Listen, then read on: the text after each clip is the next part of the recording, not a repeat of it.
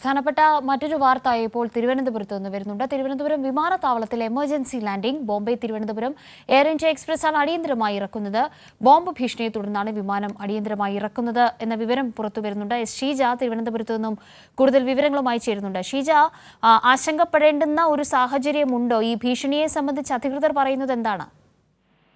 കാവ്യ, ഏതായാലും ഇത്തരത്തിലൊരു ബോംബ് ഭീഷണിയെ കുറിച്ച് വിമാനത്താവള അധികൃതർ പറയുന്നത് ഒരു വ്യാജ സന്ദേശമാണ് എന്നുള്ളതാണ്. പക്ഷേ ഇത്തരത്തിലൊരു ബോംബ് ഭീഷണിയാണ് വന്നിട്ടുള്ളത് എന്നുള്ളത് കൊണ്ടാണ് അടിയന്തര ലാൻഡിങ്ങിന് വേണ്ടി തീരുമാനിച്ചിരിക്കുന്നത്. അടുത്ത 5 മിനിറ്റിനകം അടിയന്തര ലാൻഡിംഗ് ആണ് നിലവിൽ ഇപ്പോൾ തീരുമാനിച്ചിരിക്കുന്നത്. ഇതിനു വേണ്ടിയിട്ടുള്ള എല്ലാ നടപടികളും പൂർത്തിയാക്കി ഉടൻ തന്നെ വിമാനം ഇറക്കുന്നതിന് വേണ്ടിയിട്ടുള്ള ലാൻഡ് ചെയ്യുന്നതിന് വേണ്ടിയിട്ടുള്ള നടപടികളിലേക്കാണ് ഇപ്പോൾ വിമാനത്താവളം കടന്നിരിക്കുന്നത്. ബോംബെ തിരുവനന്തപുരം എയർ ഇന്ത്യ വിമാനത്തിലാണ് ഈ ഒരു ബോംബ് ഭീഷണി വന്നിരിക്കുന്നത്. ഈ ഒരു സന്ദേശം വന്ന ഉടൻ തന്നെ അടിയന്തര ലാൻഡിങ്ങിന് വേണ്ട നടപടിയിലേക്ക് വിമാനത്താവളം അധികൃതർ കടക്കുകയായിരുന്നു. ഇത് അടുത്ത 5 മിനിറ്റിനുള്ളിൽ ഇറക്കും എന്ന് അടിയന്തരമായി ലാൻഡിംഗ് നടത്തും എന്നുള്ളതാണ് ഇപ്പോൾ അധികൃതർ അറിയിച്ചിട്ടുള്ളത്. ഒപ്പം തന്നെ യാത്രക്കാരുടെ സുരക്ഷ സംബന്ധിച്ചുള്ള കാര്യങ്ങളെല്ലാം ഉറപ്പാക്കുന്ന നടപടികളും ആ രീതിയിൽ തന്നെ നടത്തുന്നുണ്ട് എന്നുകൂടി അധികൃതർ വ്യക്തമാക്കുന്നു.